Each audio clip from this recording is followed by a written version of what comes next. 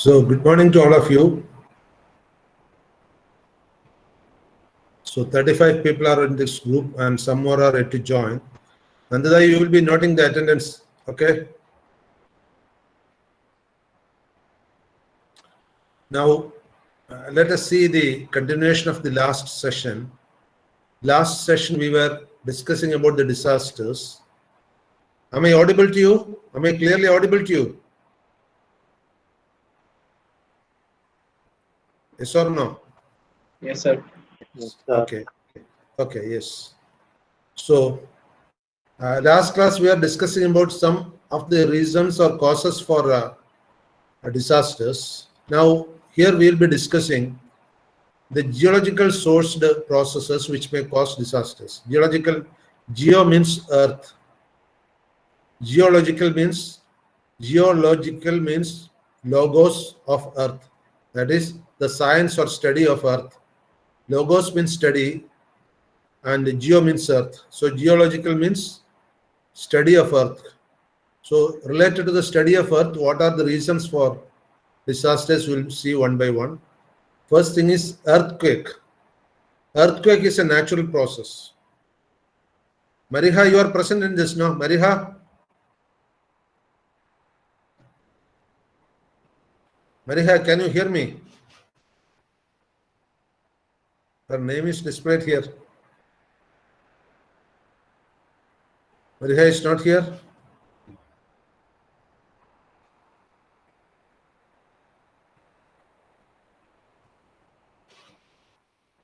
Okay, last class I couldn't meet her.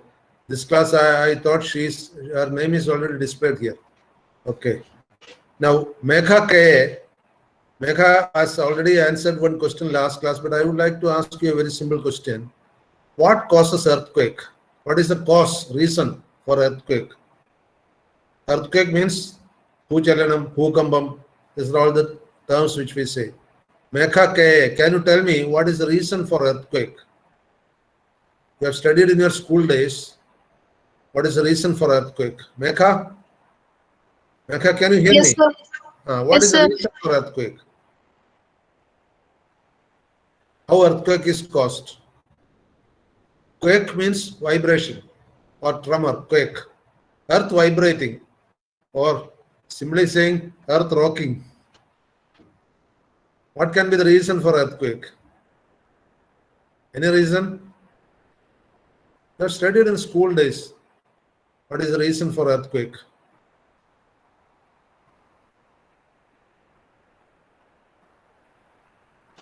No idea. Megha TR, do you have any idea? Or Megha K, if you have idea, you can just tell me. What is the reason for either Megha K or Megha TR? Now Megha TR is on. Yes. Sir, a sudden split in the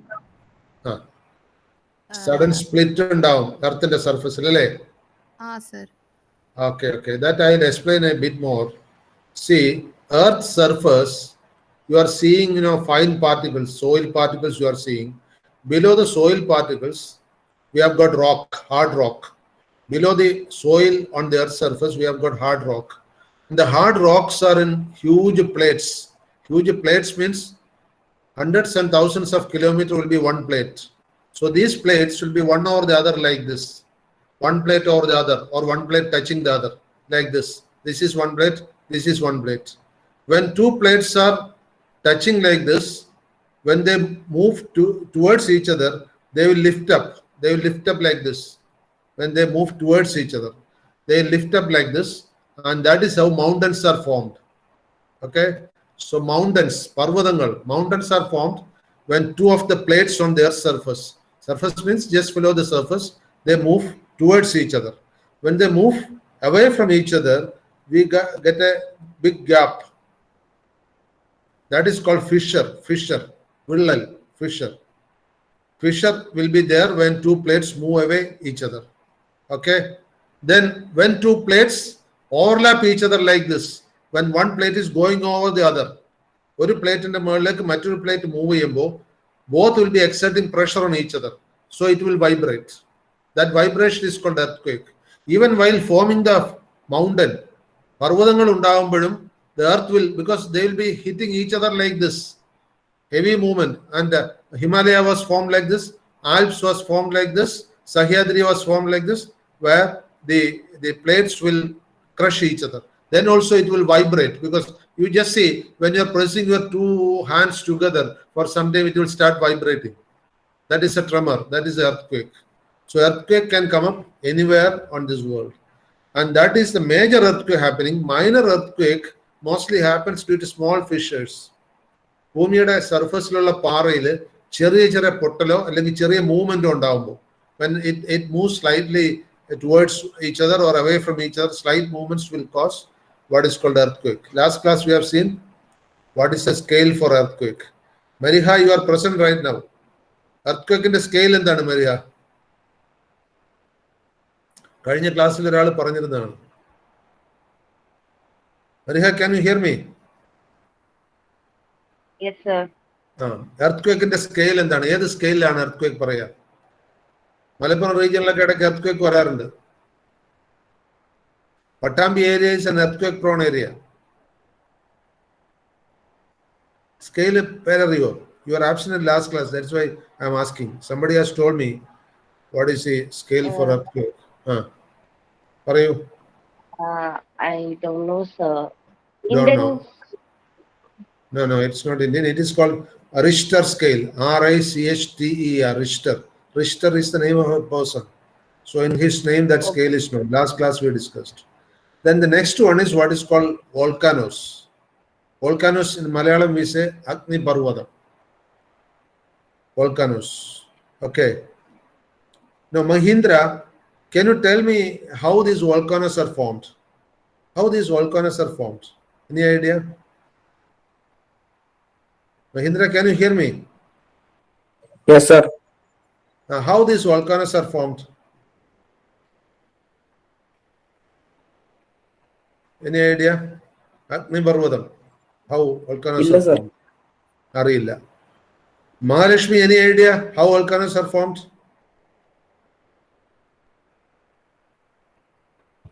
Mahalakshmi. Yes, sir. Volcanoes, how they are formed? Agni Parvadam, എങ്ങനെയാണ് ഉണ്ടാകുന്നത്? No idea, sir. No idea. These are all school things only I am asking. Don't worry. I want you to learn it right now at least. Kirti, yes. Kirti, any idea how volcanoes are formed?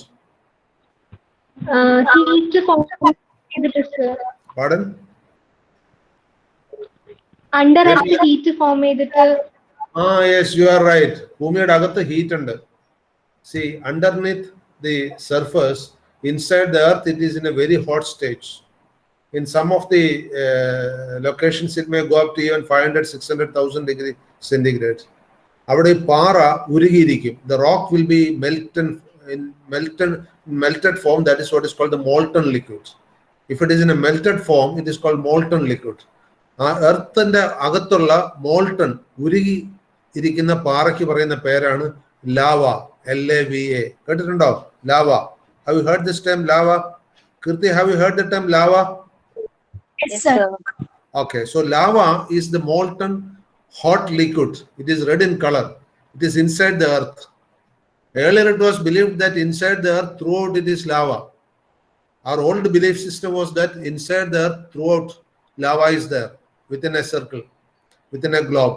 But now some Russian scientists have come up with a new theory that lava is only in some pockets, not everywhere. ഒരു മുട്ട എടുക്കുകയാണെങ്കിൽ, if you take an egg, you have got an yellow part. That yellow part is inside the egg as a single mass. അതുപോലെയാണ് ഭൂമിക്കുള്ളില് lava എന്നാണ്. That is how people used to believe. But now that belief system is gone. Now some Russian scientists have come up with a theory that lava, the molten stone, is inside the earth in certain pockets, not everywhere. So in those pockets, if the earth mantle means the surface cover of the earth. Mantle means the strong cover, which is rock and soil. Where the mantle thickness is less, this lava will come out with big pressure and it will flow out. And that flow out of the lava is called the volcano. Volcano ക്ക് മലയാളത്തിൽ അഗ്നിപർവ്വതം എന്നും പറയും. Jwalamukhi ennu parayum. Jwalamukhi, because the flame and molten liquid will be coming out. You can see fire when it is coming out because it will be in a very hot stage. ചില സമയത്ത് 800-1000 degree centigrade വരെയൊക്കെ ഉണ്ടാവും. So it is coming out in a very hot stage. That is why it's called volcanic eruption. ERUPTION. Eruption means breaking and coming out. That's called eruption. ഒരു പച്ച മുട്ട, if you break it, it will erupt. The white part as well as the yellow part will come out from the egg mixed together. That is an eruption. Okay. Now the third thing is tsunami. I think all of you would have heard about tsunami. When the tsunami hit Kerala, you would have been in your school days. GC, in which class we were studying when we were hit with the tsunami? GCR, can you hear me? Yes, sir. GC, ഏത് ക്ലാസ്സിൽ പഠിക്കുമ്പോഴാണ് ഇവിടെ tsunami ഉണ്ടായത്?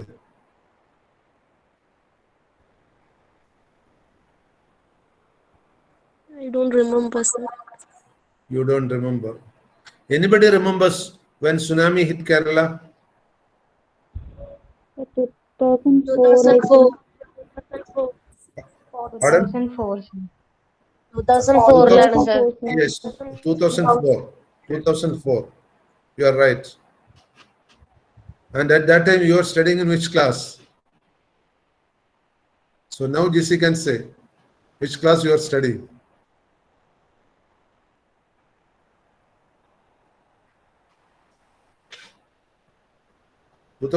GC ഏത് ക്ലാസ്സിലാണ് പഠിച്ചിരുന്നത്? LKG join ചെയ്തു തോന്നുന്നു സർ. ഓർമ്മയില്ല. LKG ജോയിൻ ചെയ്തിട്ടേ ഉള്ളൂ.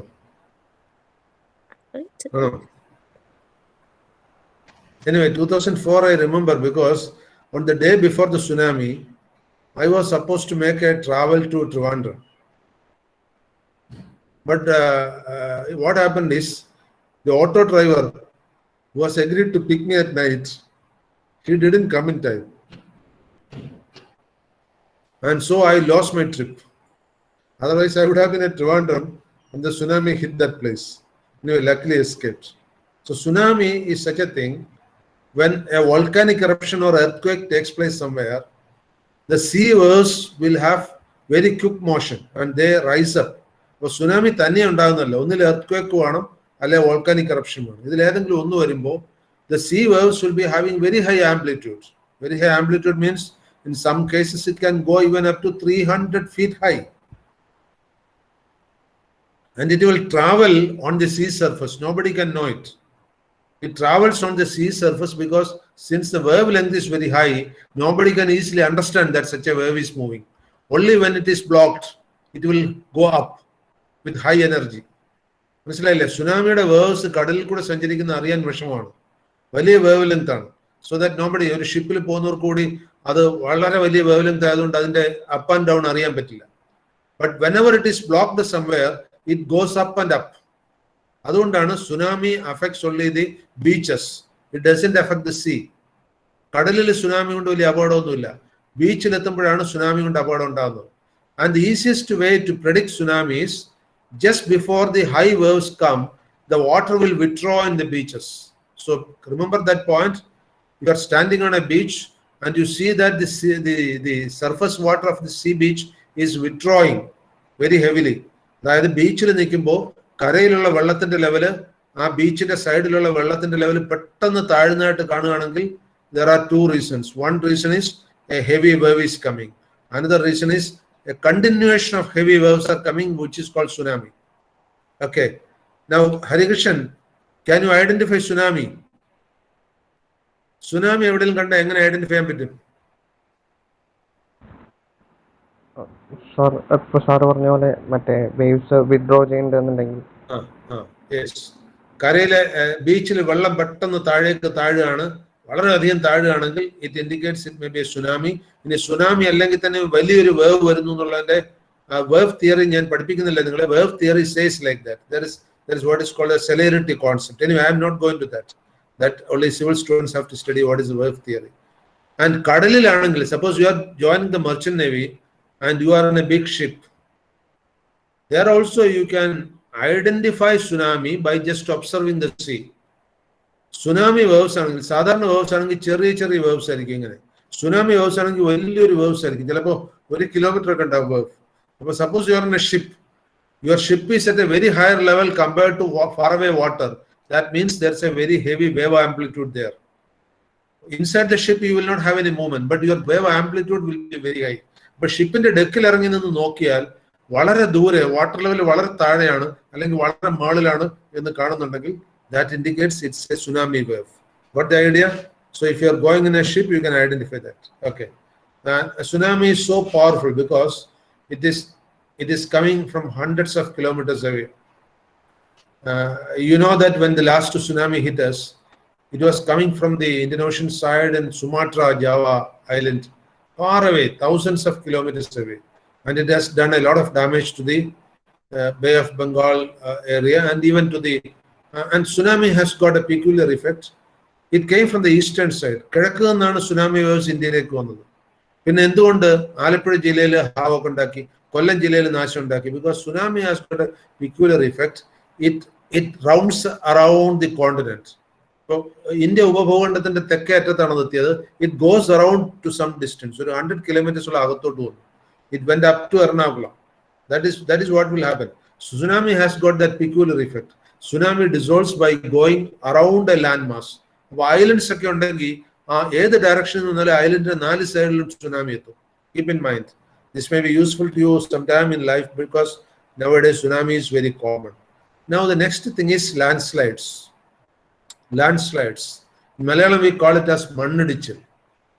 Anybody here from Wayanad district or Idukki district? These two places it is very common. ഇടുക്കിയിൽ നിന്നുള്ള ആരെങ്കിലും ഉണ്ടോ നമ്മുടെ സ്റ്റുഡൻസിന്റെ കൂട്ടത്തിൽ? They would have seen sometimes landslides.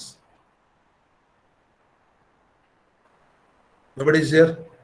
Palakkad Nelliyampathy ഏരിയയിലൊക്കെ ലാൻഡ്സ്ലൈഡ് ഉണ്ട്. Nelliampathy area, Attappadi area, landslide is there.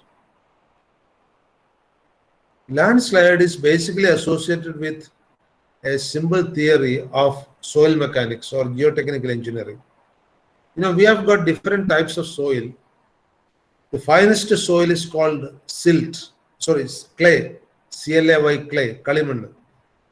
That is the finest soil. Its size is only less than 0.02 millimeter, 2 micron. 2 മൈക്രോണിൽ താഴെ സൈസുള്ള സോയിൽ പാർട്ടിക്കിൾസിന് ക്ലേ എന്ന് പറയും. 2 മൈക്രോൺ മുതൽ 20 മൈക്രോൺ വരെ, 2 micron, that is 0.02 millimeter to 0.02 millimeter, we call it as silt. And then 0.02 millimeter to 2.36 millimeter, we call it as sand, fine sand. And 2.36 millimeter to 4.75 millimeter size, we call it as coarse sand or gravel. And the earth's surface is full of all these things. നമ്മളിപ്പോൾ അസറ്റിന്റെ മുന്നിലുള്ള ഒരുപടി മണ്ണ് വാരി എടുത്തു കഴിഞ്ഞാൽ അതിനകത്ത് clay ഉണ്ടാവും, silt ഉണ്ടാവും, ഫൈൻ സാൻഡ് ഉണ്ടാവും, കോഴ്സ് സാൻഡ് ഉണ്ടാവും. It's A mix of all these things.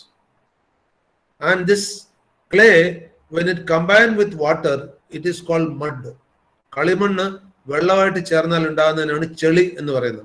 Mud is called, മഡിന് മലയാളത്തിൽ പറയുന്ന ചെളിയാണ്, ക്ലേക്ക് പറയുന്നത് കളിമണ്ണാണ്. Okay. Now Google R, what is the size of clay particles? Google R, clay particles in the size എത്രയാണ്? 0.2 something. 0.2 അല്ലല്ലോ, 0.002 millimeter or 2 microns. 1000 microns ആണ് ഒരു millimeter എന്ന് പറയുന്നത്. So either 0.002 microns, 0.002 millimeter or 2 microns. അതിനേക്കാൾ താഴെയാണ് സൈസ് എങ്കിൽ we say it is clay particles, very fine particles. Okay. And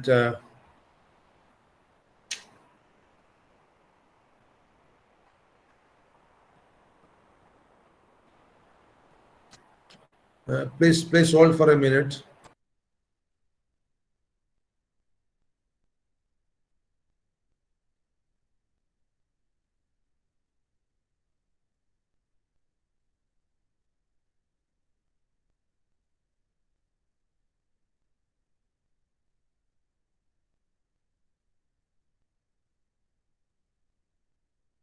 Okay, let us join back. So I told landslide is mostly happening where clay particles are there. കളിമണ്ണ് ഉള്ളിടത്താണ് land slide അധികം വരുന്നത്. കാരണം കളിമണ്ണ് കുറച്ച് വെള്ളം നന്നായി നിറഞ്ഞു കഴിഞ്ഞാൽ it will start flowing, whereas sand will not. Say for example, the seashore is full of sand, sea sand. It's not clay. Clay will be mostly in brownish color. Sand can be yellowish, brownish, white, transparent. Sand can be pure sand is silica, SiO2. Pure sand is transparent, and pure sand is molten to make glass. Pure sand ആണ് glass ഉണ്ടാക്കാൻ ഉപയോഗിക്കുന്നത്. So landslides are caused. Suppose there's a hill, and in that hill, suppose clay is there, and it is not retained at bottom. When it becomes muddy, when clay becomes muddy, Fatima Nasrin, when clay becomes muddy, what is the reason for clay becoming mud? Mud എന്ന് പറഞ്ഞ ചെളി, clay എന്ന് പറഞ്ഞ കളിമണ്ണ്. Fatima Nasrin, what is the reason for clay becoming mud?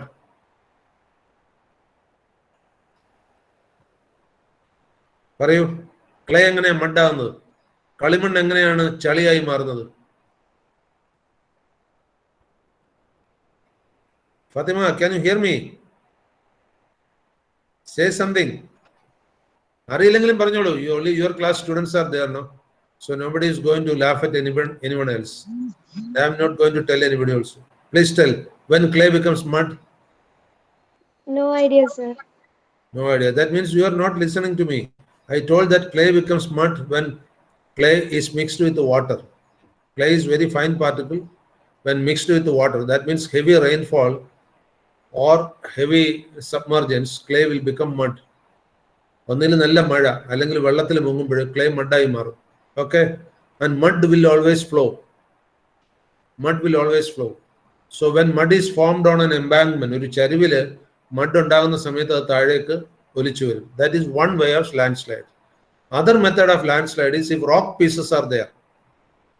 Rock pieces are there on a slope. ഒരു ചരിവുള്ള പ്രദേശത്ത് വലിയ rock pieces ഉണ്ട്.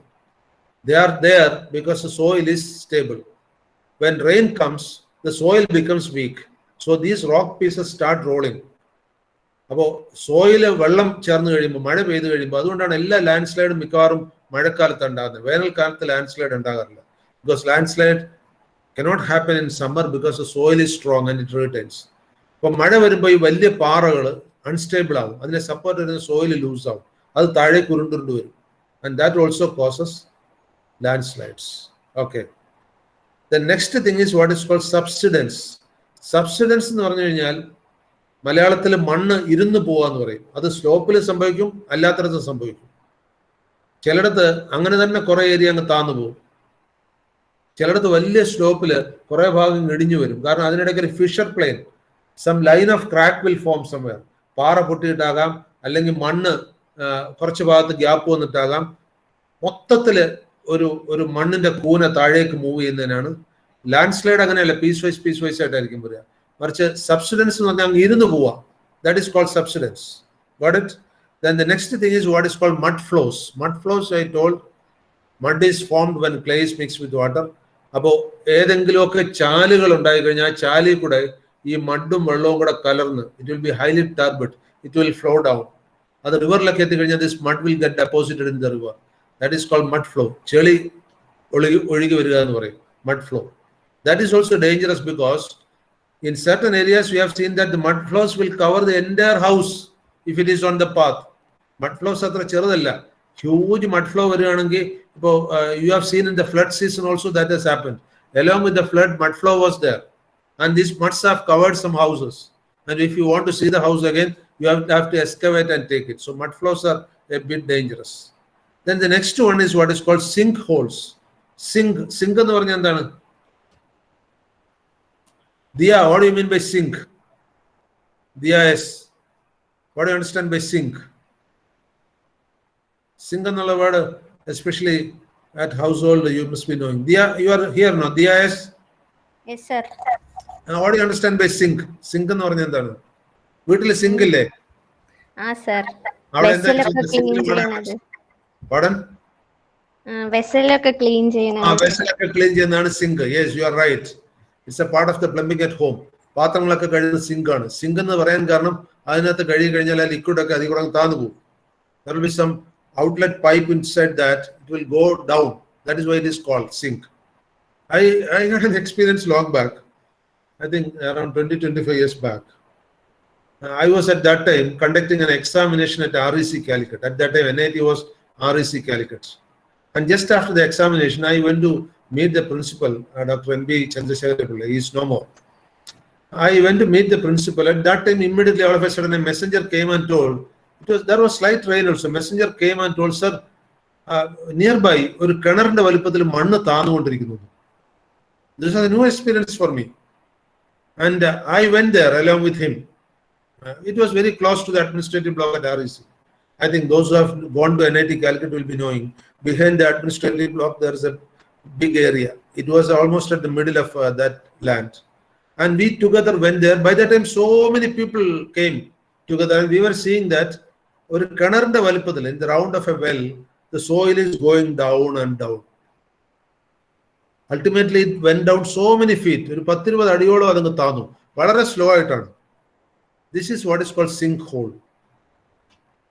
ഇത് എല്ലായിടത്തും കോമൺ അല്ല, പക്ഷെ പലയിടത്തും ഉണ്ടാകാറുണ്ട്. I have seen physically how a sink hole is happening.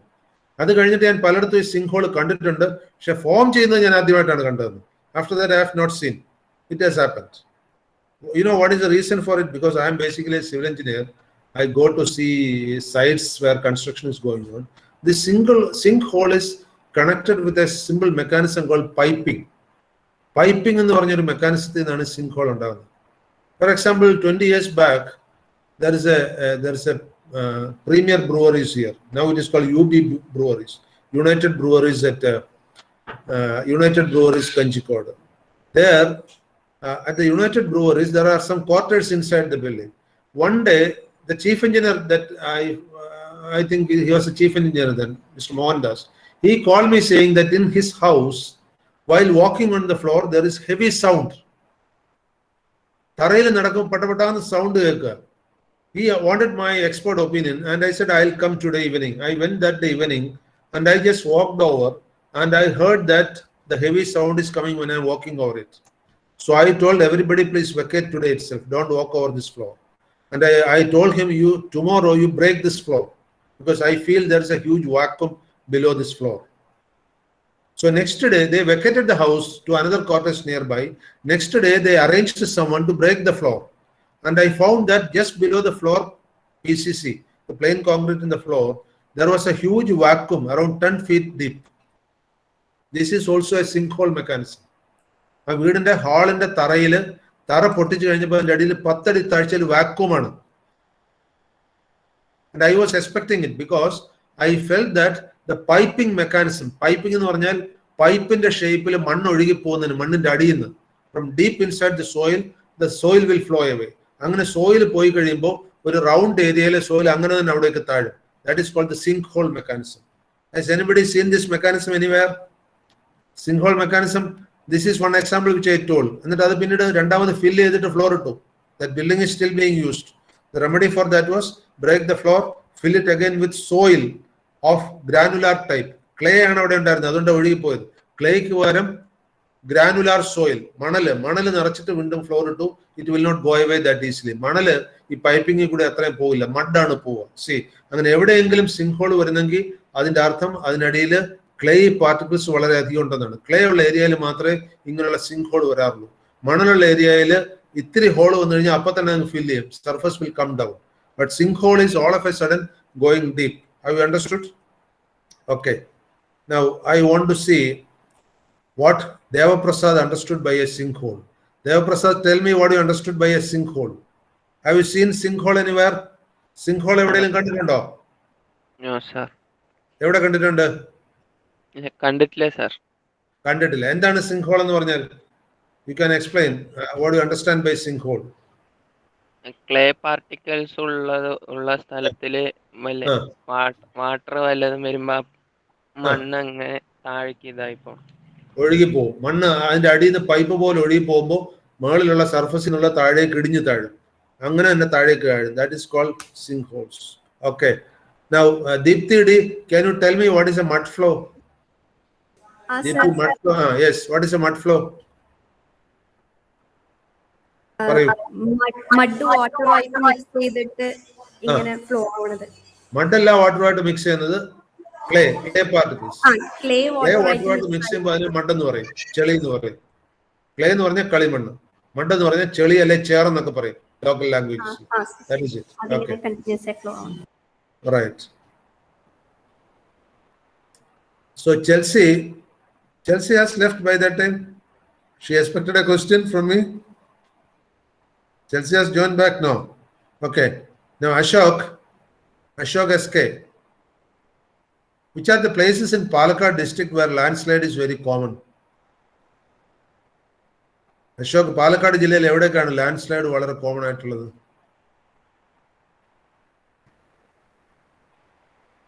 Ashok, can you hear me? Ashok SK.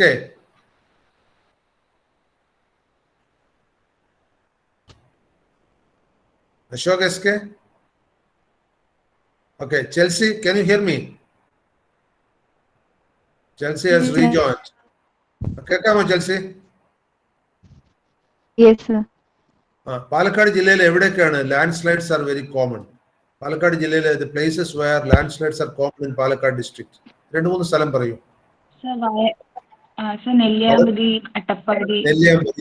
Nelliyampathy, Attappadi. പിന്നെ ചെൽസിയുടെ വീട് എവിടെയാണ്? ഒലോക്കോട്. അപ്പൊ ഒലോക്കോട് എന്തായാലും ലാൻഡ് സ്ലൈഡ് ഒന്നുമില്ല. ഓക്കെ, സോ നെല്ലിയാമ്പതി, അട്ടപ്പാടി, അതുപോലെ മണ്ണാർക്കാട് ചുരം, ഇവിടെയൊക്കെയാണ് ലാൻഡ് സ്ലൈഡ് സാധാരണ ഉള്ളത്. Okay, right. Let us see the next slide. അടുത്ത സ്ലൈഡിലേക്ക് പോവാം.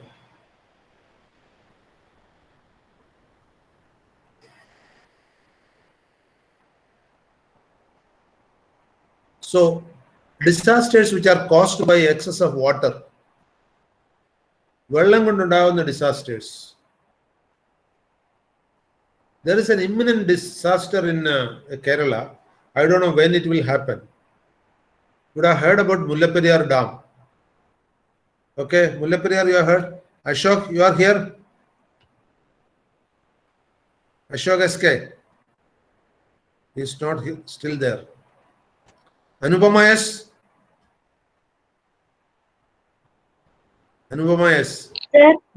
മുല്ലപ്പെരിയാർ ഡാം എന്ന് കേട്ടിട്ടുണ്ടോ?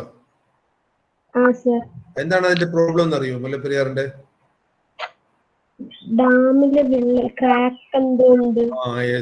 Dam it's a very old dam. ആ ഡാം ഉണ്ടാക്കിയിരിക്കുന്ന ലൈം സുർക്കി കോൺക്രീറ്റ് വെച്ച. ലൈം സുർക്കി എന്ന് പറഞ്ഞാൽ പൊട്ടിയ ഓടുകളും ഇഷ്ടികകളും ആണ് സുർക്കി എന്ന് പറയുന്നത്. Surkhi means broken clay pieces. ഈ ഓട് പൊട്ടിയാൽ അല്ലെങ്കിൽ ഇഷ്ടിക പൊട്ടിയാൽ അതിന് പറയുന്ന പേരാണ് സുർക്കി. SURKHI. അതായത് വറുത്ത് പൊട്ടിയ ഇഷ്ടിക അല്ലെങ്കിൽ വറുത്ത് പൊട്ടിയ ഓട്. അപ്പൊ നമ്മൾ എന്തെങ്കിലും കൺസ്ട്രക്ഷൻ ഒക്കെ നടക്കുമ്പോൾ we have got broken pieces of tile and bricks. They are called surkhi. Lime എന്ന് പറഞ്ഞാൽ കളിമണ്ണ്. ലൈം എന്ന് പറഞ്ഞു കഴിഞ്ഞാൽ ചുണ്ണാമ്പ്. അറിയില്ലേ? ലൈം, കുമ്മായം, ചുണ്ണാമ്പ് എന്നൊക്കെ പറയും. ഈ ലൈമും സുർക്കിയും കൂടെ ചേർത്തുണ്ടാക്കിയ ഒരു കോൺക്രീറ്റ് വെച്ചാണ് മുല്ലപ്പെരിയാർ ഡാം ഉണ്ടാക്കിയിരിക്കുന്നത്. ഈ ലൈമുള്ള കോൺക്രീറ്റിനുള്ള പ്രത്യേകത, ലൈം വെള്ളത്തിൽ കുറേശ്ശെ ലയിക്കും. അങ്ങനെ ഒരു വലിയ ഡാം ഉണ്ടെങ്കിൽ ആ ഡാമിന്റെ ഉള്ളിലൊക്കെ പൊള്ളയുണ്ടാവും. വൈ? ഉദാഹരണത്തിന് വലിയ പീസ് ഹൽവ വെച്ചിരിക്കുക, അതിന്റെ ഉള്ളിൽ എറുമ്പ് കയറി കുറെ തിന്നിട്ട് പോയിട്ടുണ്ടെന്ന് വെച്ചു, പൊള്ളയുണ്ടാവും. അതുപോലെ ഈ ലൈം സുർക്കി കോൺക്രീറ്റിൽ എപ്പോഴും ഉള്ളിൽ പൊള്ളയുണ്ടാവും. അങ്ങനെ ഉള്ളിൽ ധാരാളം പൊള്ളയുള്ള ഒരു ഡാമാണ് മുല്ലപ്പെരിയാർ ഡാം.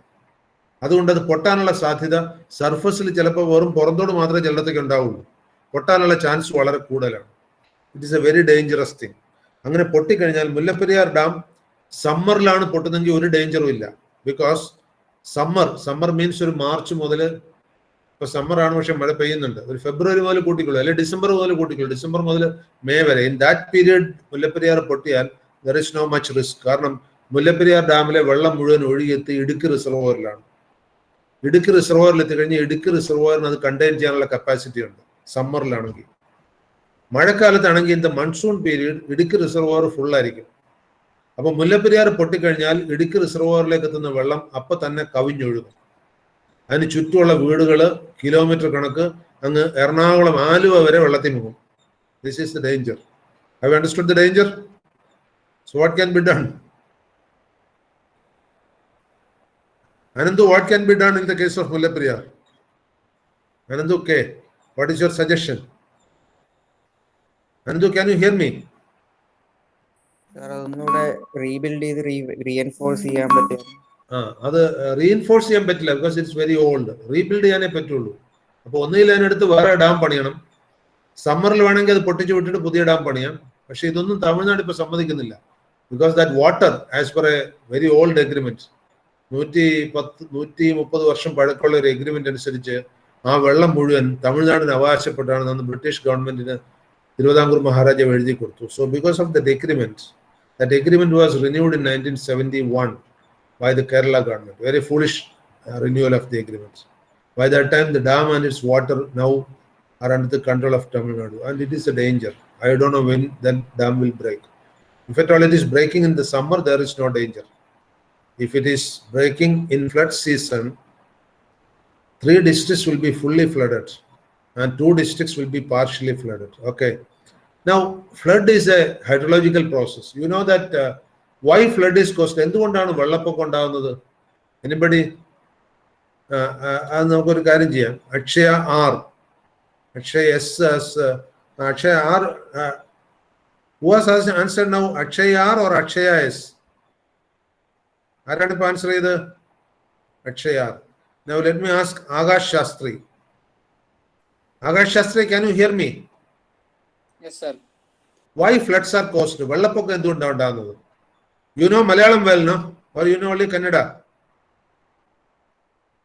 മലയാളം അറിയാം സർ. മലയാളം അറിയാം. എന്തുകൊണ്ടാണ് വെള്ളപ്പൊക്കം ഉണ്ടാകുന്നത്? Why floods do happen? കർണാടകത്തിലും വെള്ളപ്പൊക്കം ഉണ്ടാകാറുണ്ട്. You know that Krishna river many times used to have and then of course the Talai Kaveri also used to have floods. എന്തുകൊണ്ടാണ് വെള്ളപ്പൊക്കം ഉണ്ടാകുന്നത്? Sir, heavy rain. One reason, heavy rain. Second reason, that is major reason is heavy rain. വെള്ളപ്പൊക്കം ഉണ്ടാകുന്നത് കാര്യമായ മഴ ഉണ്ടാകുമ്പോഴാണ്. Second reason എന്താ? Actually 3 reasons ഉണ്ട്. Main reason പറഞ്ഞു, നല്ല മഴ ഉണ്ടാകുമ്പോഴാണ് ഫ്ലഡ് ഉണ്ടാകുന്നത്. Okay, Akash has told 1 reason. Now, nearby person has immediately left. People are very wise. Vismaya, can you tell me the next reason? Vismaya R.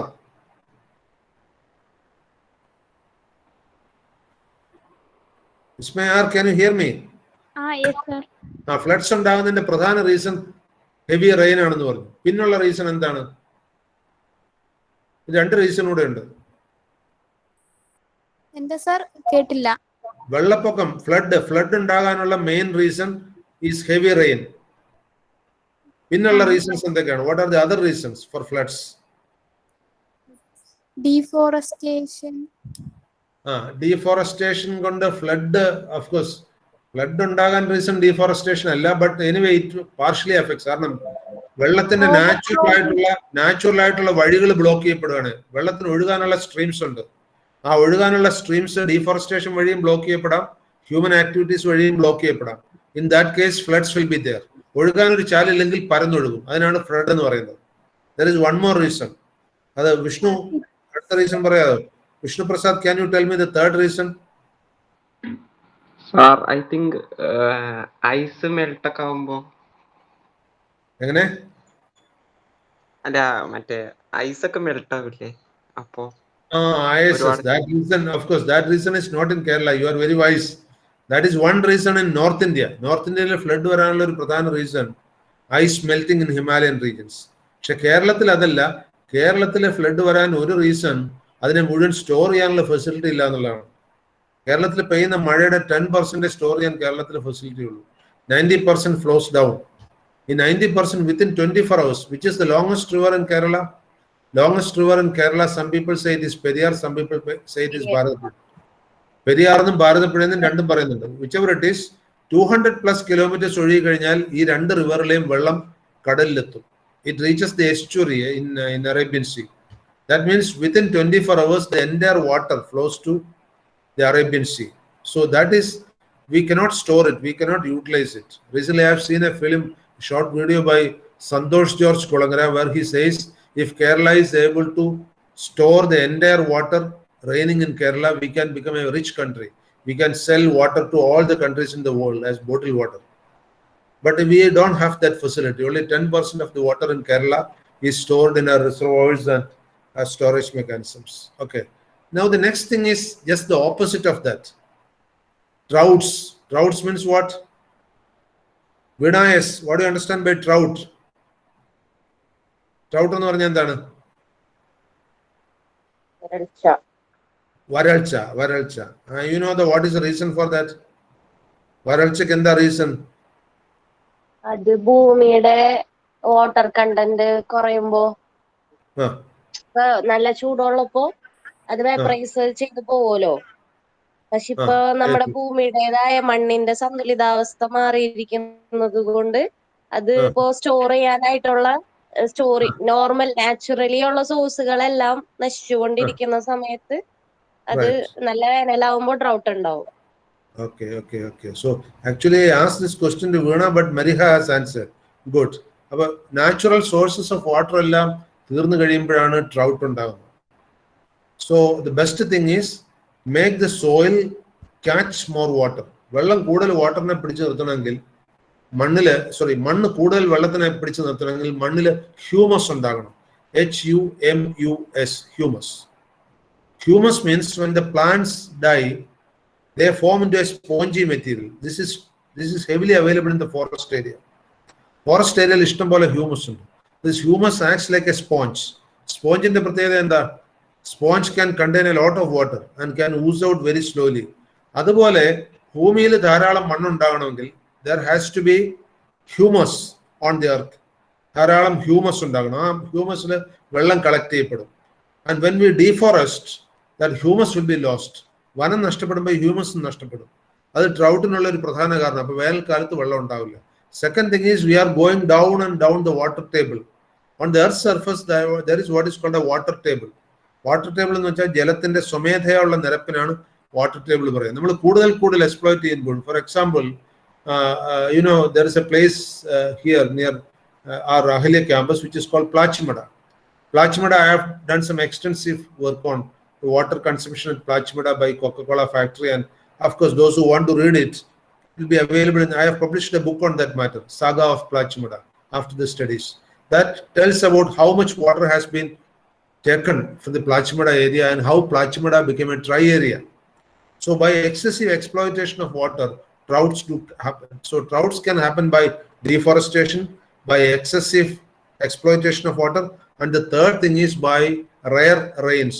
If the rains are not common, then the area may be under drought, varalcha.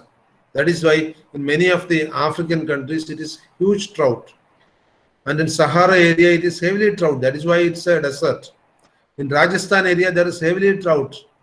But remember, compared to Kerala, Rajasthan is getting more per capita rainfall. Per capita means what? Per capita എന്ന് പറഞ്ഞാൽ അതിന്റെ അർത്ഥം എന്താണ്? Vinayas, what do you understand by per capita?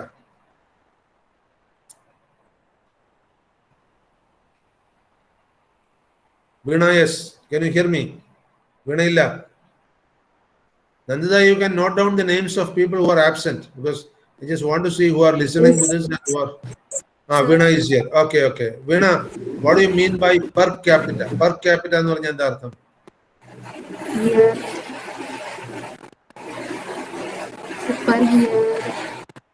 Per capita. Capital means head, തല. Per capita എന്ന് പറഞ്ഞു കഴിഞ്ഞാൽ ഒരു തലയ്ക്ക് എത്ര? അതായത് അപ്പൊ ജനസംഖ്യ വെച്ച് നോക്കുമ്പോൾ കേരളത്തിനേക്കാൾ കൂടുതൽ മഴ രാജസ്ഥാനിൽ കിട്ടുന്നുണ്ട്. Then why Rajasthan is having desert and Kerala is not having desert? Any idea? Ushmala, can you tell me why Rajasthan is having desert? The rain in Rajasthan is more than that in Kerala. But Kerala is not having any desert, whereas Rajasthan is having desert. Ushmala, and the reason parayavo?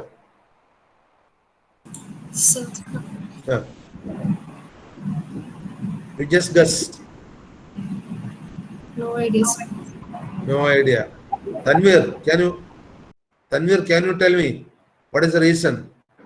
Sir, rainwater store ചെയ്യാനുള്ള അവിടുത്തെ soil conditions ഒക്കെ base ചെയ്ത് റെയിൻവാട്ടർ store ചെയ്യാൻ പറ്റാത്തൊരു അവസ്ഥ. അവിടുത്തെ soil conditions rain water store ചെയ്യാൻ പറ്റാത്തതാണ്. അതത്ര കറക്റ്റ് അല്ല. ഞാനൊന്ന് തഹ്സീനോട് ചോദിക്കട്ടെ. Tahseen, any idea why Rajasthan is having more rainfall than Kerala but Kerala is a rain water plenty area, whereas Rajasthan is not. എന്തുകൊണ്ടായിരിക്കും? കേരളത്തിന്റെ വെജിറ്റേഷൻ കാര്യങ്ങളും കൂടുതലാണ്. Yes, distribution. You are very right. Dasin is very right. The rain distribution is uniform in Kerala. കേരളത്തിൽ എല്ലായിടത്തും മഴ കിട്ടുന്നുണ്ട്. രാജസ്ഥാനിൽ total ഏരിയയുടെ 1/3 ഏരിയ മാത്രമേ മഴ കിട്ടുന്നുള്ളൂ. ബാക്കിയൊക്കെ വെരി ട്രൗട്ട് പ്രോൺ ഏരിയ. കേരളത്തിൽ ഏറ്റവും കുറവുള്ള മഴ നിഴൽ പ്രദേശമാണ്, റെയിൻ ഷാഡോ ഏരിയ ആണ് നമ്മുടെ Kanjikode area. Kozhippara is A rain shadow area. Ahalya നിൽക്കുന്ന ക്യാമ്പസ് ഒക്കെ റെയിൻ ഷാഡോ ഏരിയ ആണ്. അതുപോലെ പുനലൂർ ചെറിയ ഏരിയ ഒക്കെ. But even there we get more than 1000 millimeter rain a year. Rain shadow ഏരിയസിൽ പോലും. രാജസ്ഥാനിൽ തീരെ റെയിൻ കിട്ടാത്ത ഒരുപാട് ഏരിയ ഉണ്ട്. അതുകൊണ്ടാണ് രാജസ്ഥാനിൽ ട്രൗട്ട് വളരെ കോമൺ ആണ്. കുറവാണ് റെയിൻ എങ്കിലും കേരളത്തിലെ spatial distribution of rain is good. എല്ലാ സ്ഥലത്തും അത്യാവശ്യം കിട്ടുന്നുണ്ട്. ഏറ്റവും കൂടുതൽ മഴ കിട്ടുന്ന എവിടെയാണ് ഇന്ത്യയിൽ? Can anybody say? Sriram, can you say? Pardon? Cherrapunji. ചെറാപുഞ്ചിയുടെ റെക്കോർഡ് കേരളം തകർത്തറിഞ്ഞിട്ടില്ല അല്ലേ? ഇല്ല. ചെറാപുഞ്ചിയുടെ when I was a school student, Cherrapunji was having the record of highest rainfall in India.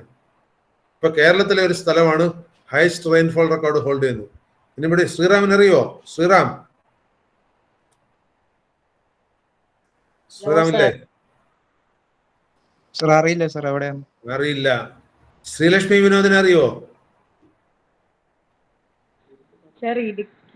അറിയില്ല. വയനാടുകാർ ആരെങ്കിലും ഈ ഗ്രൂപ്പിലുണ്ടോ? വയനാടുകാർ ആരെങ്കിലും ഉണ്ടോ? ഇല്ല. വയനാടുകാർ ആരും ഇല്ല. Better I tell. ഇപ്പോ ഇന്ത്യയിലെ ഏറ്റവും ഹൈസ്റ്റ് റെയിൻഫോൾ റെക്കോർഡ് ചെയ്ത ഏരിയ തിരുനെല്ലി ഇൻ വയനാട്. തിരുനെല്ലിയിൽ ഒരു ക്ഷേത്രമൊക്കെ ഉണ്ട്. Have heard about it? അറിയാം സർ. ഏത് ക്ഷേത്രമാണുള്ളത്? Very rare temple. കേരളത്തിൽ 2 പരശുരാമ ക്ഷേത്രമേ ഉള്ളൂ. അതിൽ ഒന്ന് തിരുനെല്ലിയിലാണ്, ഒന്ന് തിരുവനന്തപുരത്തുമാണ്. തിരുവനന്തപുരത്ത് ആ സ്ഥലത്തിന്റെ പേരെന്താണ്? ഞാൻ ആ സ്ഥലത്തിന്റെ ഞാൻ അവിടെ പോയിട്ടുണ്ട്. ഈ 2ഇടത്തും ഞാൻ പോയിട്ടുണ്ട്.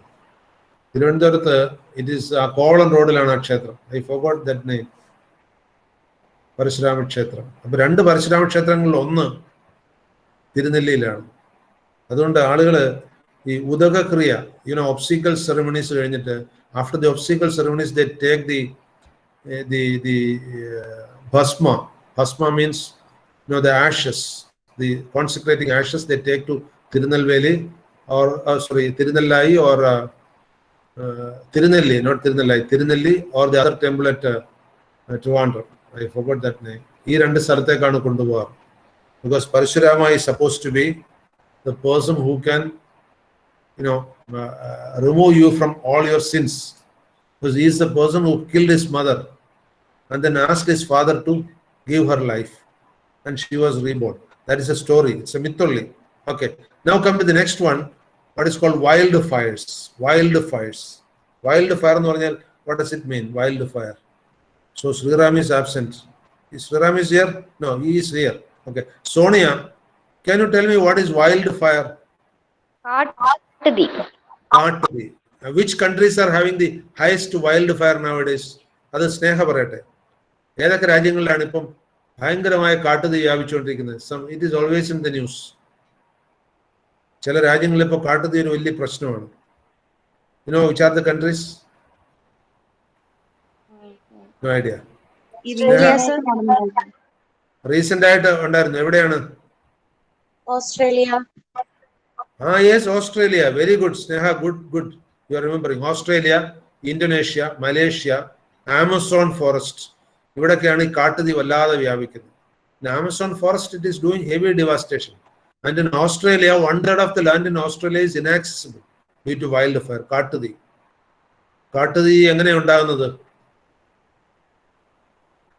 Shibi, how the wildfire is caused? Sir, lightning. Lightning കൊണ്ടുവരാം.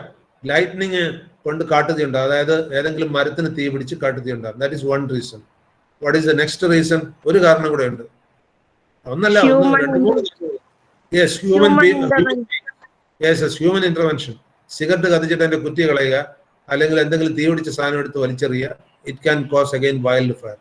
ഇനി ഒരു റീസൺ കൂടെ ഉണ്ട്. One more natural reason.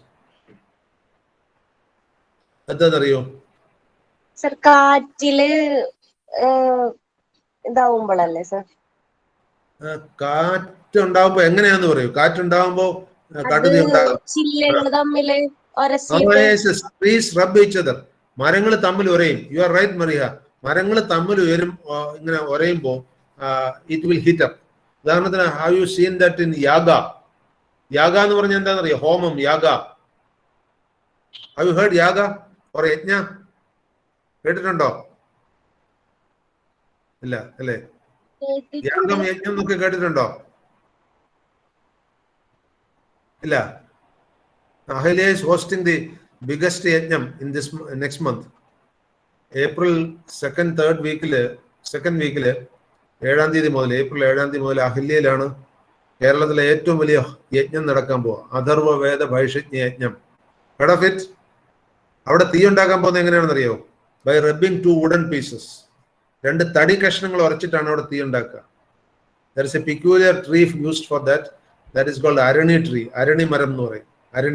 Arani വളരെ റഫായിട്ടുള്ള ഒരു തടിയാണ്. അത് തമ്മിൽ ഇങ്ങനെ കുറെ ഉറച്ചു കഴിയുമ്പോൾ it will start.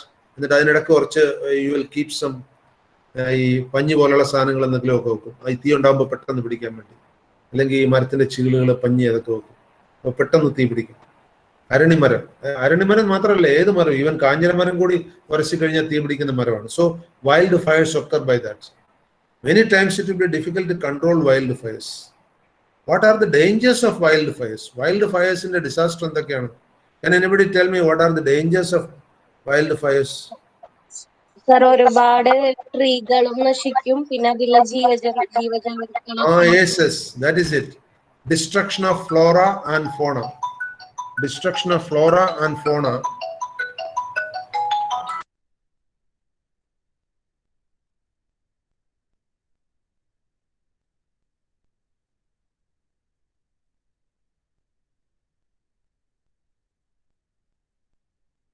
Destruction of flora and fauna. Flora and fauna means what? Jendu sasya jalangal. That is called flora and fauna. So destruction of flora and fauna, and that will have a long environmental effect on the earth. That is first thing. Second thing is, when wildfire is happening, so much of dust and smoke will go into the atmosphere. So much of carbon dioxide and carbon monoxide will go to the atmosphere. It will pollute the environment. It will emit greenhouse gases. You know, carbon dioxide is the biggest greenhouse gases, and whenever some wood is burning, carbon dioxide will be escaping. So these are the dangers of wildfires. Okay, so these are all disasters.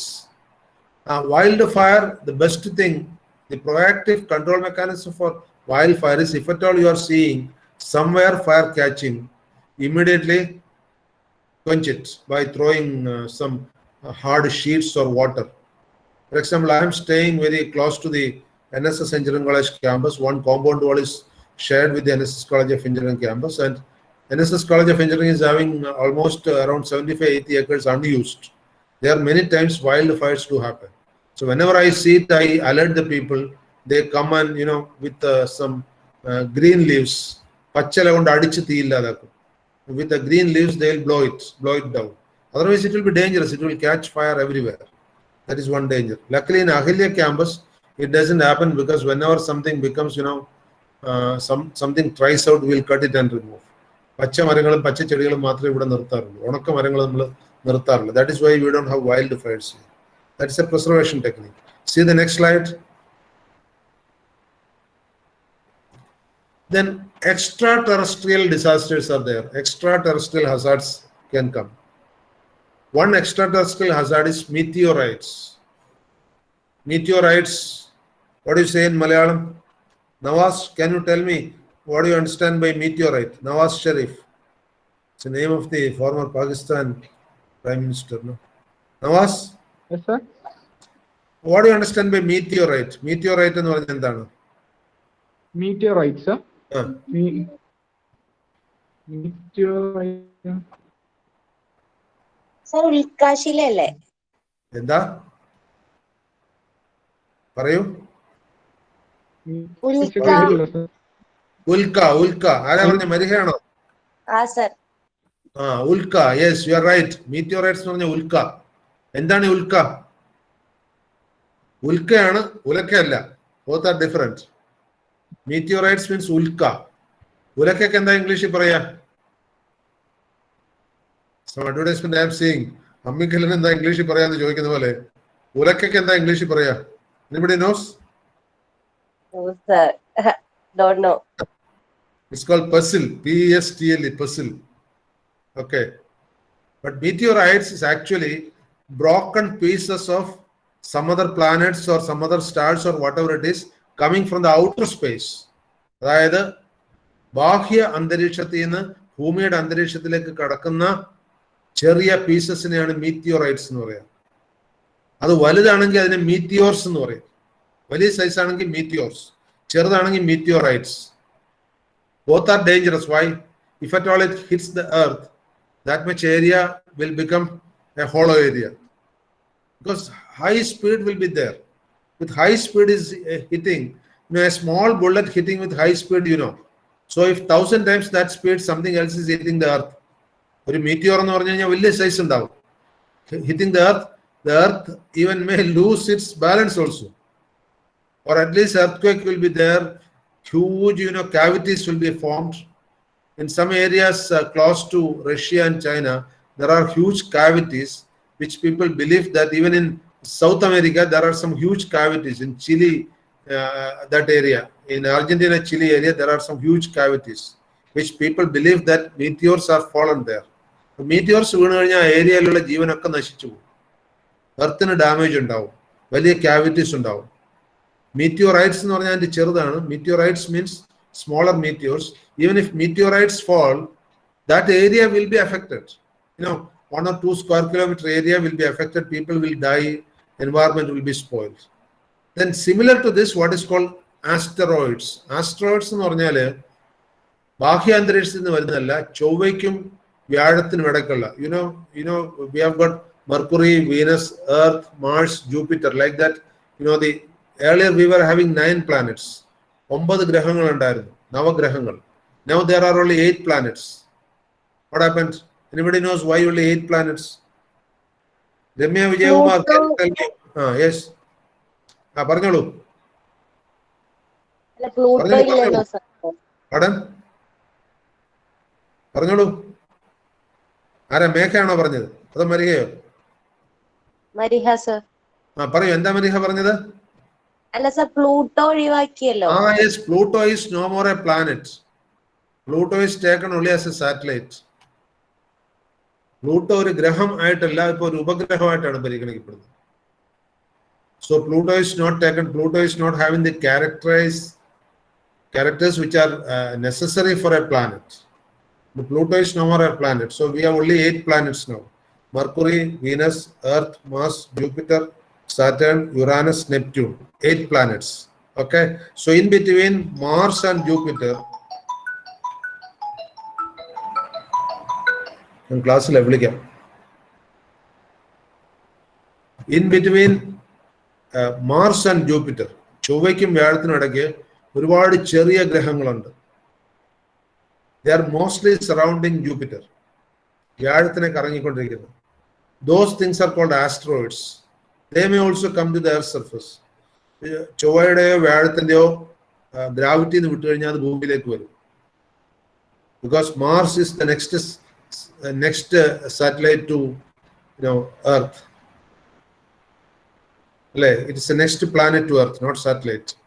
So if at all it is breaking away from Mars, it can come to Earth. These are called asteroids. See the next slide. Asteroids also will cause the same destruction as meteorites. Now see the next slide.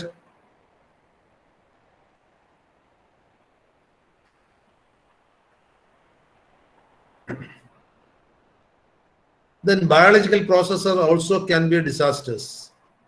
I told earlier, diseases can be disasters. As you know, every disease we are having already.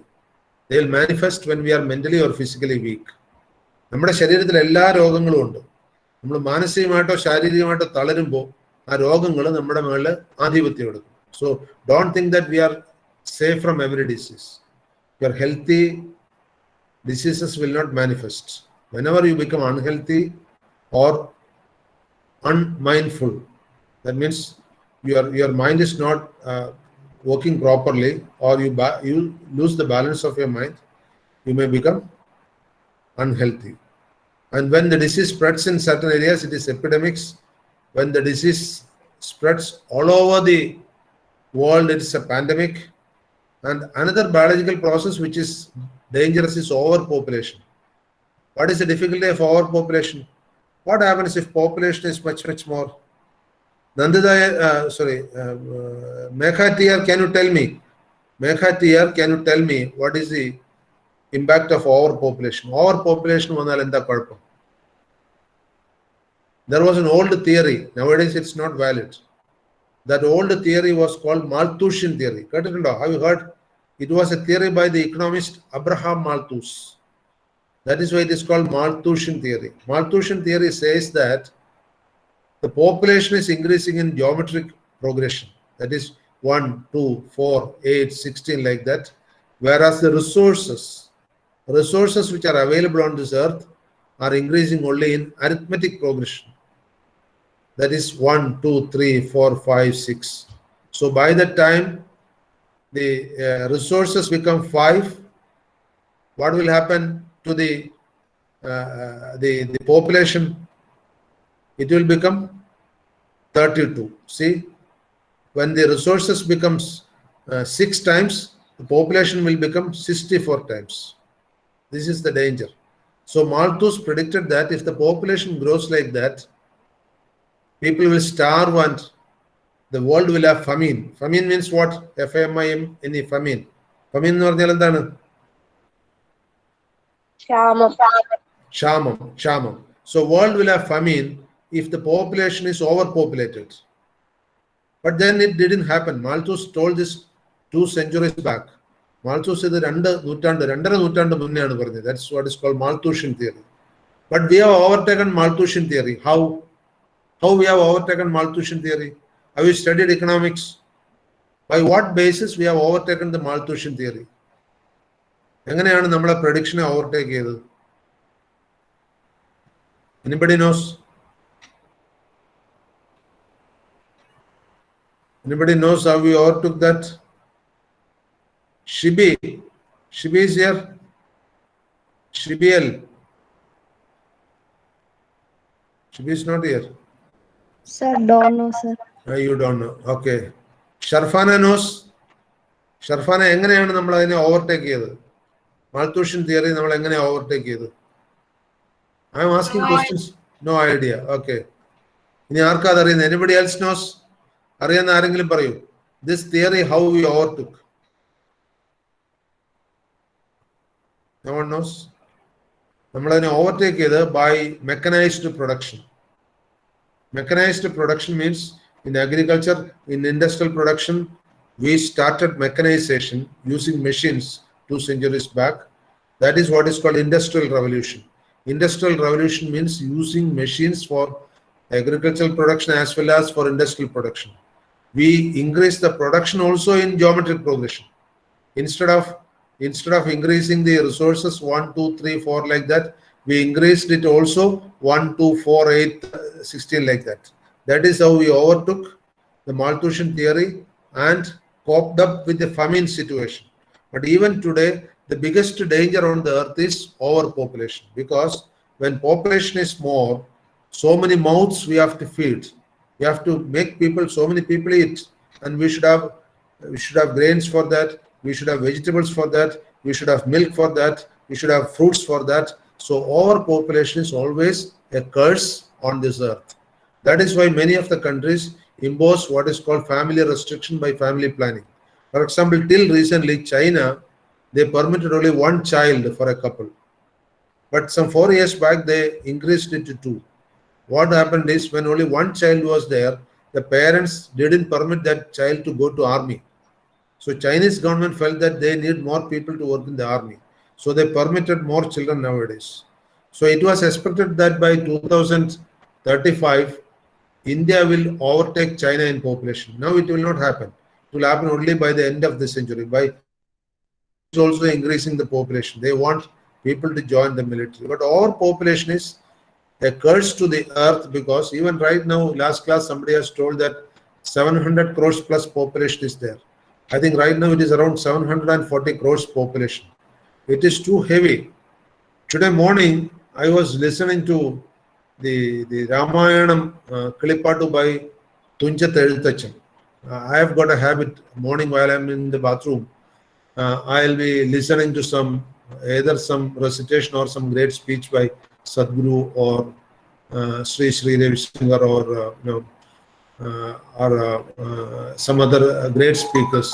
I have that habit. So today I was listening to Adhyatma Ramayanam by Ezhuthachan. It was written, 2.5 centuries back. Not 2.5, 1600 means around 4 centuries back. In that it is mentioned, I just heard that the population is 100 crores. 3 kodi janasankhya. That is what it says. But even that much was not there then. Even in the beginning of 20th century, only around 100 crores plus was there. So at the time when Ezhuthachan wrote that, it would have been around 20-30 crores only in the world. Maybe he would have imagined that it is 100 crores. But population is growing like anything. And when India got independence, the Indian population was 30 plus crores only. Now it is around 138 crores. See, almost more than 4 times the Indian population has increased. So this is happening. Anyway, see the next slide. Population is the basic reason for most of the miseries and tragedies on this earth. But what to do? And then anthropogenic, non-intentional disasters are there. Disasters which are caused by human beings, but not purposefully. It is non-intentional. For example, we are burning fuel. We want to ride a car, we want to run the industry, but unknowingly we are emitting carbon dioxide to the atmosphere. And that carbon dioxide is making a greenhouse layer around the earth, and the earth's temperature is shooting up. So it is an environmental hazard, but unintentional. We don't want to heat up the earth. But our activities, the human activities, do heat up the earth. So there are so many things like technological reason. For most of the electronic equipments, we need a lot of circuits. We need a lot of lead for the connecting purposes. You need soldering, and for that you need a lot of lead. So lead is a poisonous material which is accumulating in the nature. And we have a lot of plastic waste for TV cabins, for computer cabins, etc. These are all accumulating as waste materials, technological waste. Then hazardous material like fertilizers, pesticides, these are there. Then some industrial products which are no more used after a particular use. Then mining leaves a lot of debris. Debris means the waste which is generated from the mines.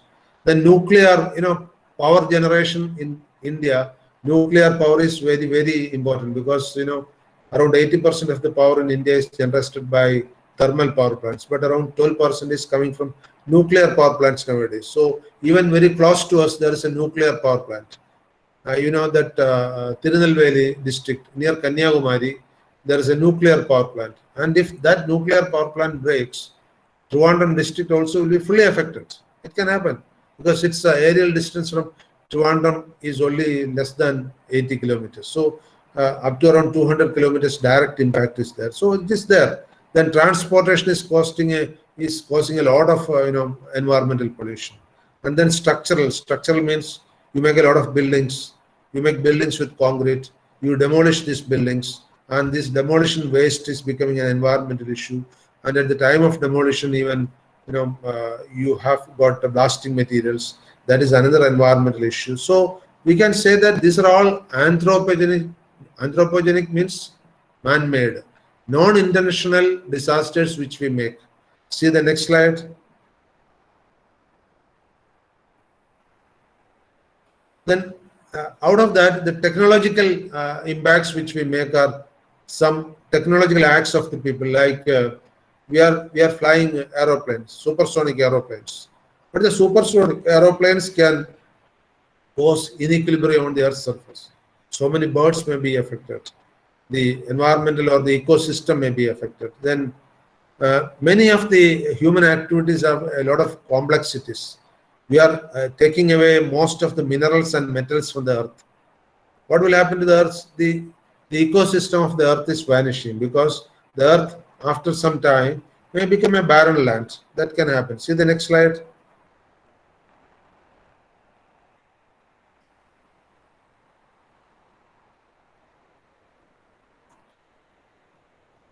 So hazardous materials will classify that. I'll come to later. I'll classify in the next slide what are hazardous materials. See the next slide. Similarly, environmental hazards also I'll classify later. Let us see, because next session all these things are involved. See the next slide. Then industrial, every industry is having waste coming from it. And that waste production is very heavy in refineries, especially oil refineries. Lot of oil fumes are coming, oil refineries. What is meant by an oil refinery? What do you understand by an oil refinery? Ushmala, can you tell me what is an oil refinery?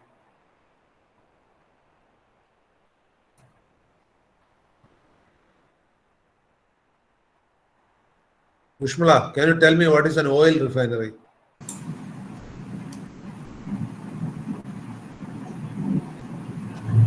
എന്താണ് ഈ oil refinery എന്ന് പറഞ്ഞാൽ?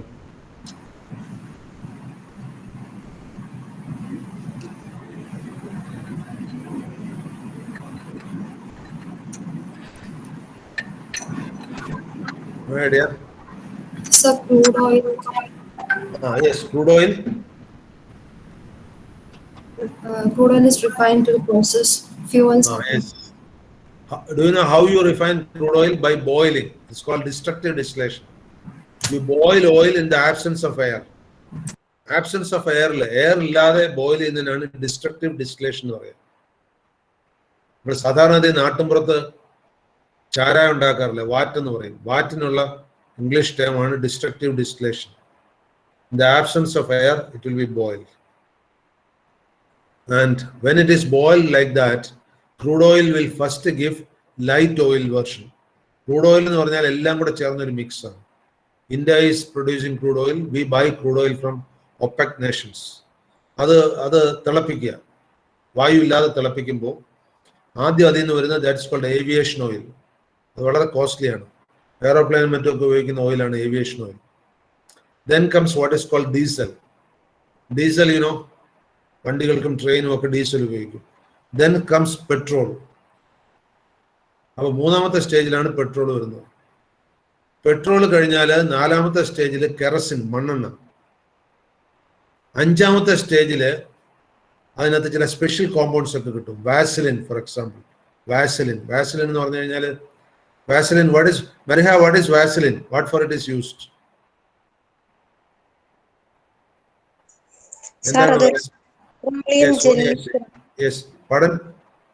Petroleum jelly product അല്ലേ sir? Petroleum gel product ആണ് Vaseline. ഈ crude oil തിളപ്പിക്കുമ്പോൾ കിട്ടുന്ന സാധനമാണ്. അത് എന്തിനാണ് ഉപയോഗിക്കുന്നത്? ചുണ്ട് പഠിക്കുമ്പോൾ അവിടെ തേക്കാറുണ്ട് വാസലിൻ. മുഖത്ത് സൗന്ദര്യം കിട്ടാനുള്ള പല കോമ്പിനേഷൻസിലും വാസലിൻ ഉണ്ടാവും. ബോഡി സ്കിൻ സോഫ്റ്റ് ആകാൻ വേണ്ടി വാസലിൻ ഉപയോഗിക്കും. Remember, Vaseline is coming from crude oil next to kerosene. മണ്ണെണ്ണയുടെ കൂടെ വരുന്ന ഒരു സാധനമാണ് Vaseline. Vaseline is highly in demand. Vaseline കഴിഞ്ഞാൽ പിന്നെ കിട്ടുന്ന ഒരു സാധനമാണ് റെസിൻസ്. പല റെസിൻസ് കിട്ടും. RESIN, resin. So many resins we get from crude oil. Resin എന്തിനുള്ള സാധനമാണ്? Anybody, can you say what for resin is used?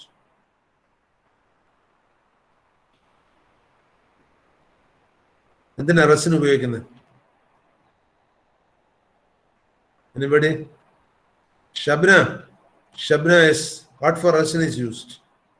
Resin എന്തിനാണ് ഉപയോഗിക്കുന്നത്? ഷബ്ന ഇല്ലേ?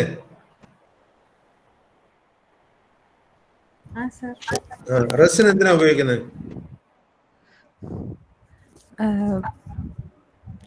ക്രാഫ്റ്റ് വർക്സിലൊക്കെ യൂസ് ചെയ്യുന്നുണ്ടോ? Casting. Yes, resin is the basic material for plastic.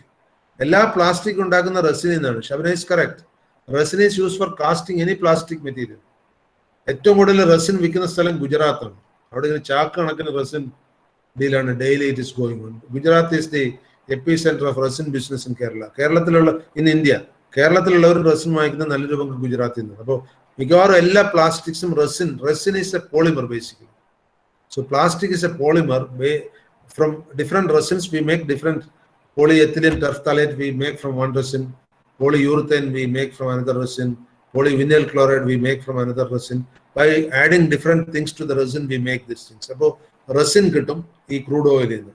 റെസിനും എടുത്തു കഴിഞ്ഞാൽ പിന്നെ ബാക്കി വരുന്ന ഒരു ചണ്ടിയുണ്ട്, a waste material. That waste material in destructive distillation of coal tar, it is not really a waste, it is called coal tar.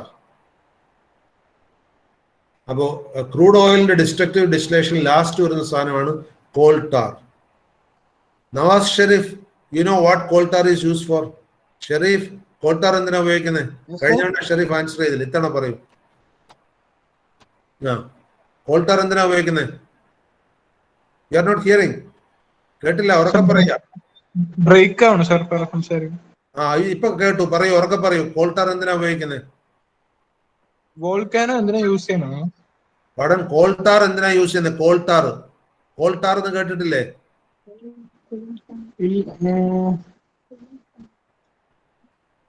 ഉണ്ടോ? Tar എന്ന് കേട്ടിട്ടുണ്ടോ? TAR, tar. ടാർ കേട്ടിട്ടുണ്ട് സാർ. മറ്റേ കോൾ ടാർ, അതിന്റെ ഫുൾ ഫോം ആണ് coal tar. Okay okay okay sir. അതെന്തിനാ ഉപയോഗിക്കുന്നത്? Road tar ചെയ്യാൻ. യെസ്. അത് എവിടുന്നാ കിട്ടുന്നത്? Where from we are getting it? Chemical reactions. അപ്പൊ ഇതുവരെ പറഞ്ഞ ഒന്നും കേട്ടില്ലല്ലേ? ക്രൂഡ് ഓയിൽ ബോയിൽ ചെയ്ത് കഴിയുമ്പോ അതിന്റെ എല്ലാ പ്രധാന സാധനങ്ങളും എടുത്തിട്ട് ബാക്കി വരുന്ന waste material is what is called coal tar. അതാണ് കോൾ ടാർ. അതാണ് റിഫൈനിങ്, ഓയിൽ റിഫൈനിങ് പ്രോസസ്സിലെ വേസ്റ്റ് പ്രോഡക്റ്റ് ആണ് coal tar. But really it is not a waste because we are using it for road work. So I understood that refineries have a lot of processes, lot of waste. Idakka separate cheyumbo lot of fumes will come, carbon dioxide will come, then aromatic compounds like benzene, naphtha, all these things may escape. Even naphtha is coming along with Vaseline. Vaseline thottu munne kittunna oru oil aanu naphtha. Naphtha is in a gel form. Naphtha is also a fuel. Kerosene കഴിഞ്ഞ് കിട്ടുന്നതാണ് naphtha. Naphtha ബർണേഴ്സിൽ, ബോയിലേഴ്സിലൊക്കെ ഫ്യൂലായിട്ട് ഉപയോഗിക്കുന്നുണ്ട് naphtha. So everything what you get from crude oil is a useful by product including its waste. Okay, see the next slide.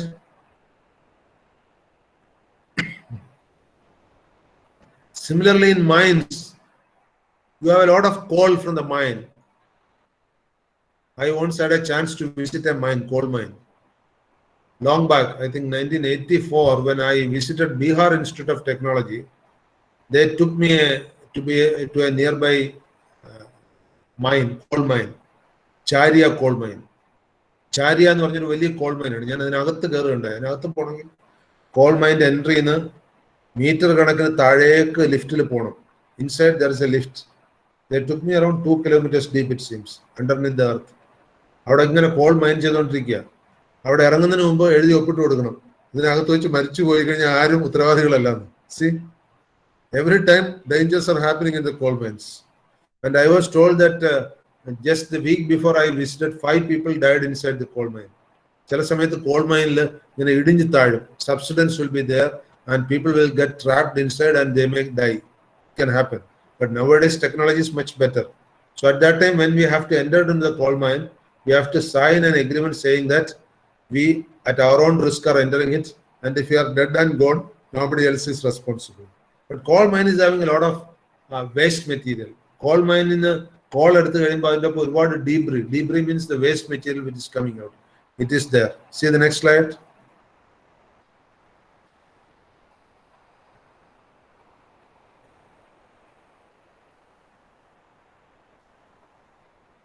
The nuclear waste is coming.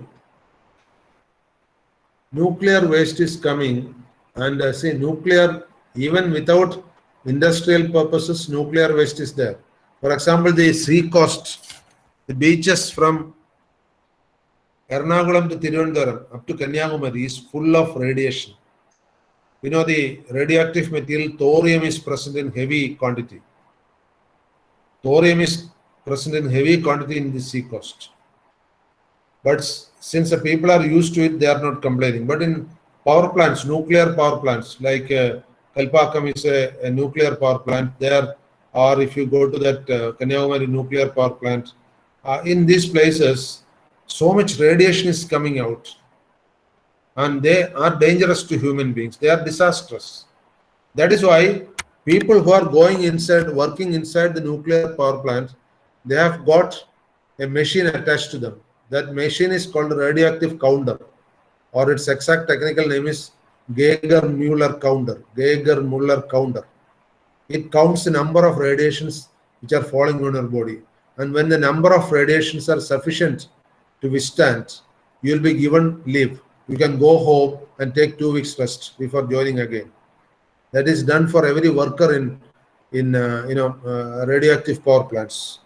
If you ask some of them, because when I went to Baba Atomic Research Center, Mumbai, long back, when I was studying in Mumbai, I had a chance to visit Baba Atomic Research Center, BARC. The minute we entered that BARC, they fitted a counter on us. They fitted a counter. Counter is a small device, Nowadays that Big Boss is going on in the television channel.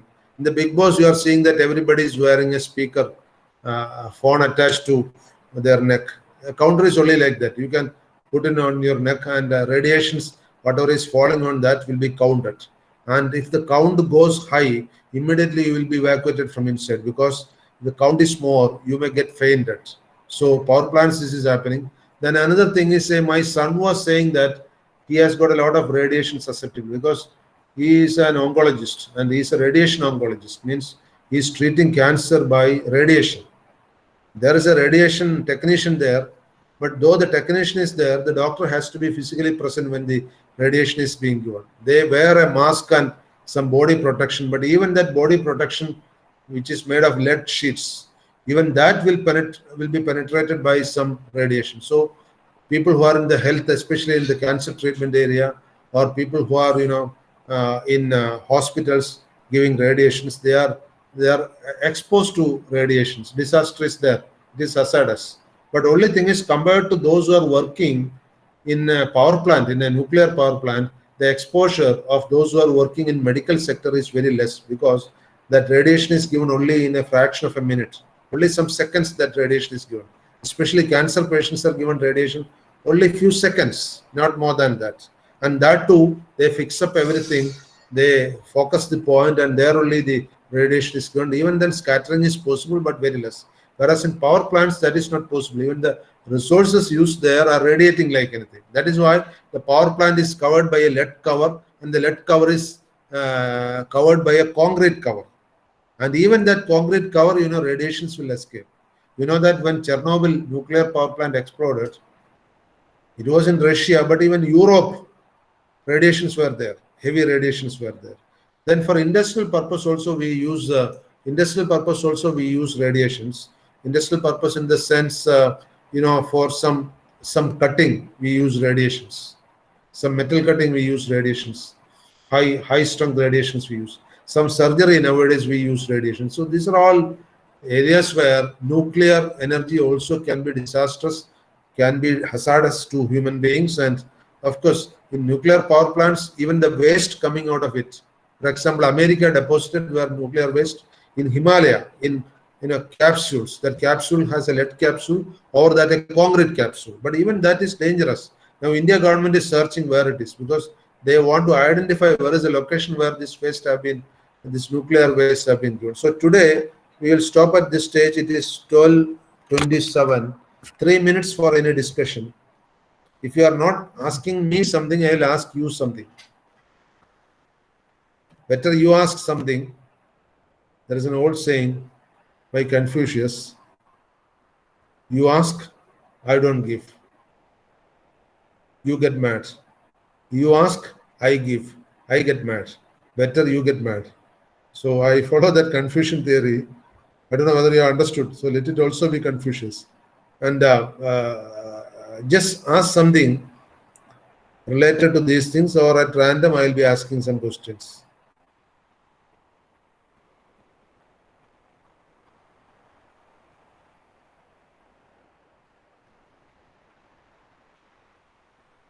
Dia S, can you tell me what is a meteor? I asked this question earlier to someone else. Dia, can you tell me what is a meteor? Dia S. The meteor എന്ന് പറഞ്ഞാൽ എന്താണ്? Dia ഇല്ലേ? Dia is there. Yes, sir. എന്താ meteor എന്ന് പറഞ്ഞാല്? Sir, സ്പേസിലുള്ള സംഭവം. Pardon?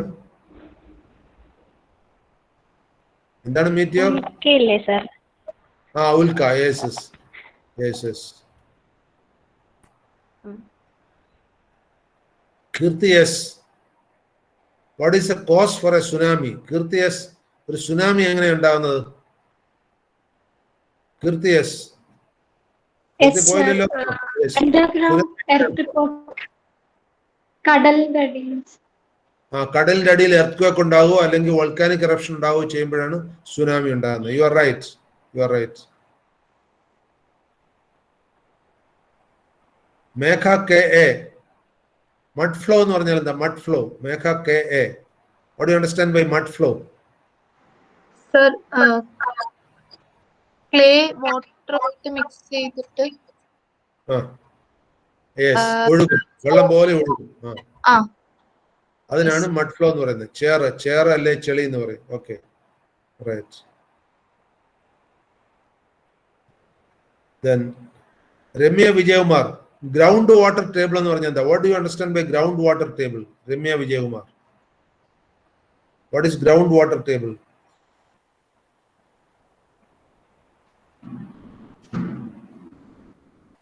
പറയൂ. It is called GWT എന്ന് പറഞ്ഞാൽ എന്താണ്? Ground water table. പറയൂ രമ്യ. കേട്ടില്ല. രമ്യ എന്തോ പറഞ്ഞു തോന്നുന്നു, but we didn't hear. Ramya മൊബൈലോ അല്ലെ ലാപ്പോ അടുപ്പിച്ച് വെച്ചിട്ട് പറയും. ഒന്നും കേട്ടില്ല. രമ്യ എന്തോ പറയുന്നുണ്ട്, but we are not hearing. രമ്യക്ക് കണക്ടിവിറ്റി പ്രോബ്ലം ആണ്. രേവതി ആർ പറയൂ. ഗ്രൗണ്ട് വാട്ടർ ടേബിൾ എന്ന് പറഞ്ഞാൽ എന്താ? രേവതി ആർ. രേവതി കേട്ടില്ല, ഉറക്കെ പറയൂ. Unmute your mic and say yes. ഒന്നും കേട്ടില്ലല്ലോ. I cannot hear anything. ഡിവൈസിൽ നിന്ന് വളരെ ദൂരെയാണ് ഇരിക്കുന്നത് തോന്നുന്നല്ലോ. രേവതി ഒരു കാര്യം ചെയ്യൂ. Revathi Revathi has put in a message which says Ramya has put in a message. Ramya അയച്ച മെസ്സേജ് എന്താന്ന് നോക്കട്ടെ. Water stored underground. Okay, water stored underground. അതിന്റെ ടോപ്പ് സർഫസിനാണ് ഗ്രൗണ്ട് വാട്ടർ ടേബിൾ എന്ന് പറയുന്നത്. ഭൂമിക്ക് അടിയിലുള്ള വെള്ളത്തിന്റെ top surface, that is called ground water table. Stored വാട്ടറിനല്ല, അതിന്റെ ടോപ്പ് സർഫസിന്, that is called ground water table.